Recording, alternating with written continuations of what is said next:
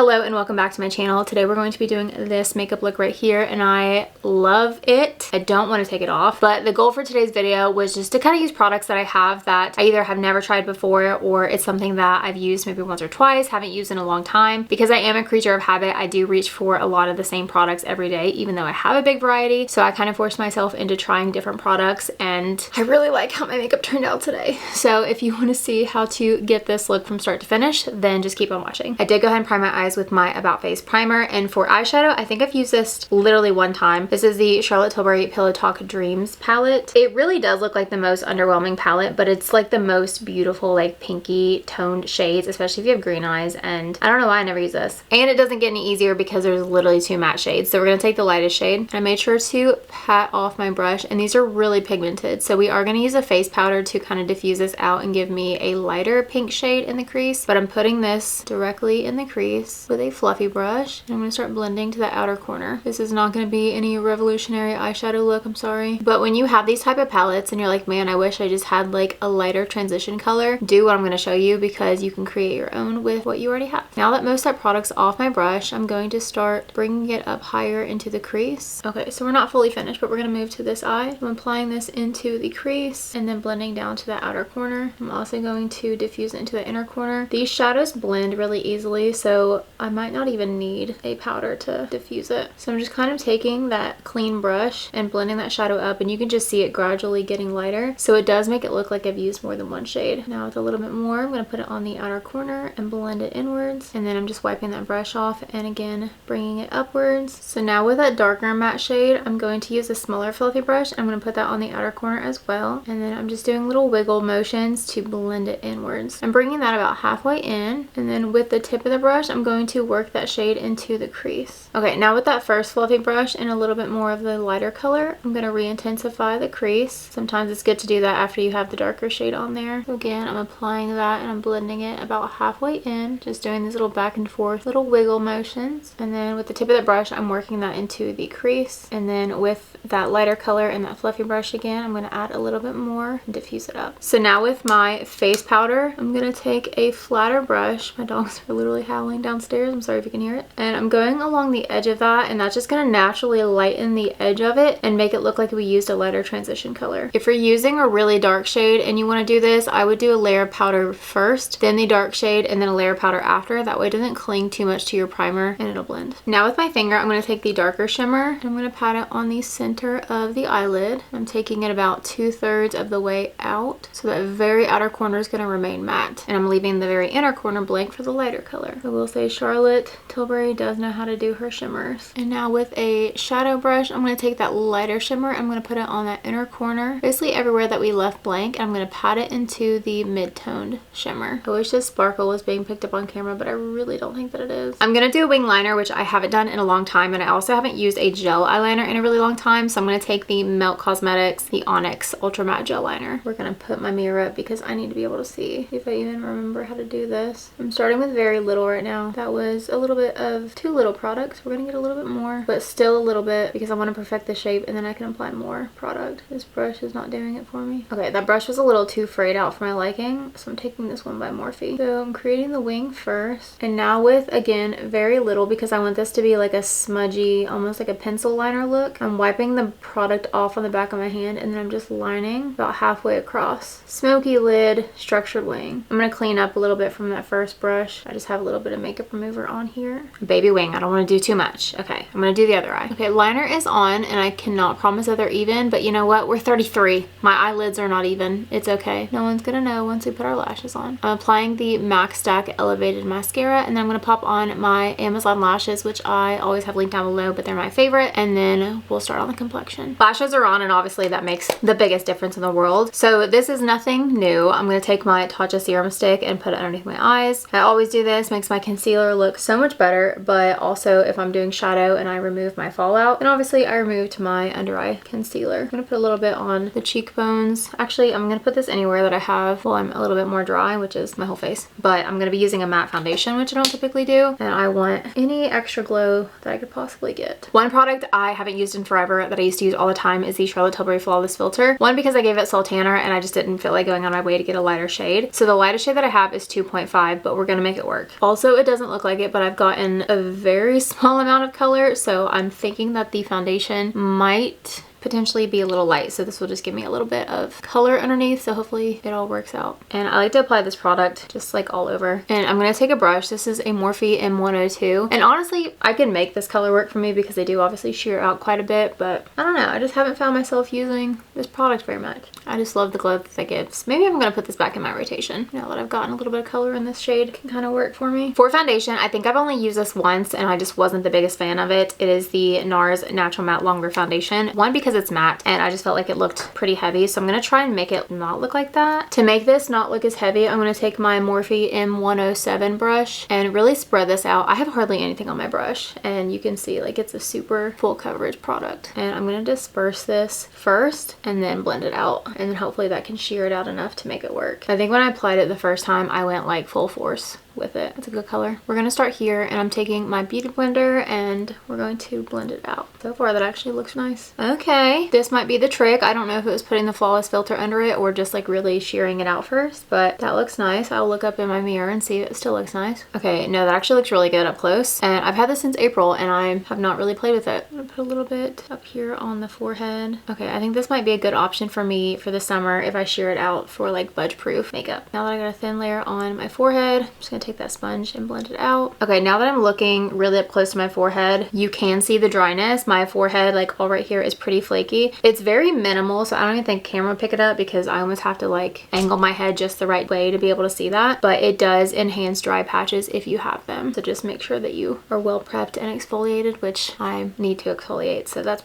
probably on me. That probably could be something that can be fixed since it is so minor. That looks nice. That's definitely the Charlotte Tilbury under there making that glow, because I think this by itself would not have me looking as good as I do. For concealers, I'm first going to take the Tarte Under Eye CC Corrector in the shade Light Medium Peach. This I tried so many years ago, and then I seen it all over TikTok forever ago, and it made me buy it, and I just don't find a use for these type of products. I think that if you're somebody who goes for a super full coverage, no discoloration under eye, then obviously there's a benefit to these products, but I just feel like it's an unnecessary layer, especially for someone with dry under eyes and someone who obviously has under eye lines, because I'm at that age in life. I just feel like these products are just kind of useless to me. They're just like so thick too, which doesn't help. I'm not gonna take that beauty blender and just blend out the excess. Now this concealer I love. I just need to get a darker shade. This is the About Face Illusionist Concealer, and it's so good, and I don't know why I don't use it more. Probably because it is very light. So we're just gonna put it here and then on the outer part. And this was light even before I got extra color, so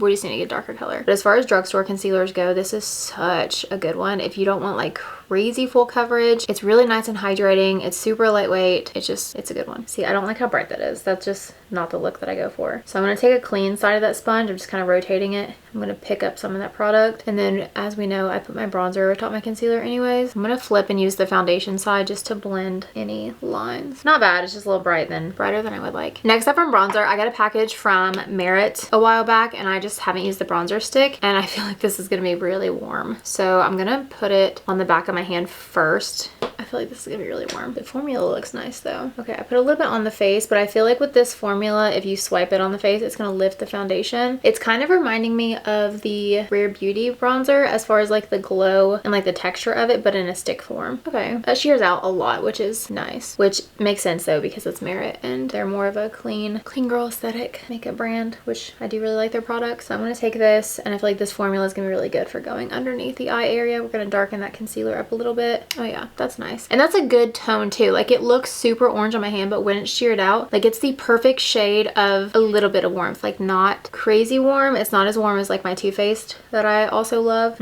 I think this is the kind of warm bronzer you guys won't tell me is too warm. Ooh, I like that. It's a very dewy bronzer too, but again, I really like that. And I think considering I'm using such a matte foundation, I think the combo of the dewy bronzer, the Charlotte Tilbury, all of that combined is really complementing the matte foundation. In other words, it's taking over the matte foundation foundation, and the matte foundation is no longer matte, which is what I like. Ooh, I really like this bronzer. For the forehead, since I have like less product on there, I'm gonna try drawing it on there. Yeah, it's a very sheer product. I do have foundation on these sticks, so I think I might have picked up quite a bit of that. So with this product, I would probably just do it from the back of my hand. I don't know if anyone else in their 30s is dealing with like gray hair, but I have been working on going back blonde because I'm just tired of the roots growing with the dark hair. And as a natural blonde, like I'm tired of the upkeep. So we started doing highlights, and it's great because I can go like 8 weeks without getting a touch up, but it looks like it's not super grown out because my grays are like just looking like highlights, and it's kind of nice. It's nice to not have to feel the need to get your hair done every like 4 to 5 weeks. You guys, I think this bronzer might be my new everyday bronzer. That tone, so good. Next for blush, I'm going to take the Ilia multi-stick in the shade Whisper. Again, I don't know why I don't use these. I think it's just because I always have to put it on the back of my hand, and I just don't like doing that as much, even though I just said I would do it with a bronzer. I find myself not reaching for these products because I do feel like when you go straight from the stick, it lifts your makeup, and it's kind of a drier formula versus if you work it into the hand, I don't know, it just gets warm and melty and nice, but it is a nice product. I don't know, I just feel like I don't find myself using like stick blushes as much, or like the liquid, besides the Rare Beauty one. I don't know. The smell of Ilia products is not great. Okay, I'm going to take that sponge and blend right here just because I brought that blush in a little further than I like. So for powder, this is the About Face Curtain Call powder in the shade Bow. It's either Bow or Bow, but I think it's one of the lighter shades. I haven't used this in a long time. I was using this one pretty consistently, and then I picked up the Huda Beauty powder, and that's pretty much, no. I think I picked up the L'Oreal Infallible, and then I couldn't put that down, and this one just kind of went to the back. And that shade works well too. I don't know why. I had a feeling that it would be too dark, and that's partially why I haven't used it, because I do have the pink one as well, and I do feel like when I gave it self tanner, the pink one looked a little too pink on my skin, like it was too dark of a pink. So I don't think I've tried this one since giving up self tanner. It is a very mattifying powder. So with powder, always I set the under eye, center of the face, and always around the mouth, because that's where I would touch my face. If I were to touch it, it's always going to be this area, and then I really don't touch anywhere else. Sometimes I'll get in between my brows if I'm super glowy there, but I feel good about this level of glow. I don't always do powder bronzer, but I used to use the Charlotte Tilbury Film Star Bronze and Glow all the time, and I haven't really used it, so for the sake of this video, we're gonna throw a little bit of powder bronzer on there, and hopefully this doesn't take it too far. Again, I think just giving up self tanner, usually the cream liquid bronzers are enough for me, versus when I had a tan, like I just wanted so much bronzer on that I would do the liquid and then I would do the powder. This is a really good tone of bronzer. I want this exact bronzer in like a giant pan. Now for highlighter, you guys know I use the Stila one all the time, but I'm gonna take the Rare Beauty Enlighten. I bought this when Ulta first started carrying Rare Beauty, and I really liked it because super intense, super brightening, but then I found the Stila one, and the tone of it is just more like light champagne versus this is like a white, which works obviously really good on my fair skin, but I don't know, I just like the other tone better. But it is so pretty, but this is also so fragile that it's like I'm scared to use it, because what if I put it back in my drawer too rough and I break it? So I kind of just don't for that reason. But if you like intense highlighters, it is a good choice. Now I'm going to take some setting spray just to melt this down. This is the Charlotte Tilbury one. I'm always going to use this one.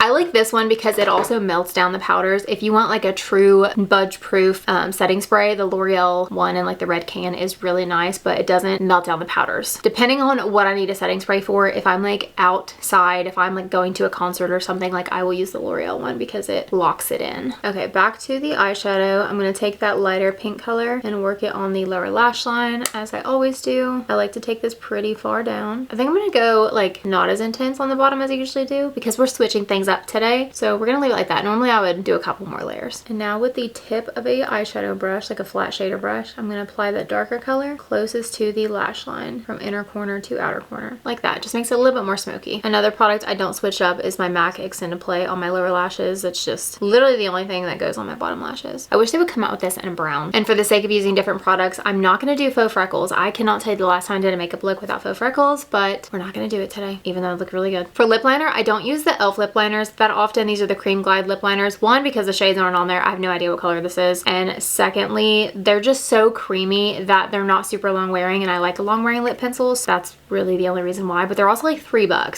So I literally can't talk while I do this. Okay, so I just lined the lips, and then I'm going to fill most of it in. I'm just leaving this very center area bare. I feel like my blush is gone. When I think of what I don't use when it comes to lip, it's pretty much like any of my glosses. I'm just not a gloss person because I'm a lip liner person, and they do not go hand in hand. If you are someone that over overlined your lips, then you're left with like just the ring of overline, and it's just not cute. So I'm gonna take the MAC lip gloss in, I don't know what shade this is, it's a clear one, and I really like the color of this lip liner, so we're just going to use a clear one. So we're just gonna put that in the center. I'm gonna try and keep it away from the lip liner area so we don't remove it. Okay, I genuinely feel like my blush is gone, so I'm gonna go in with a little bit more, but I'm also now applying that over a powder highlighter, which is gonna mess that up. So we're gonna like very lightly blend it because I don't want that to go away. I'm just gonna keep this on the back. And here is the makeup look completed. I need to bust out this eyeshadow palette more because these tones, I'm telling you, on green eyes are just so good. They're pinky, but it's not like I'm wearing like straight pink eyeshadow. The lip liner matches really, really well with this eyeshadow color. Like I love everything. I'm gonna have to put some more of these in my rotation because my complexion looks really, really good. And I'm so curious where I use such a small amount of the NARS foundation if it's gonna be super long wearing like it does if you apply a decent amount of it. Here is the look. It's cute. I love it. Let me know if you like it and what you want to see next.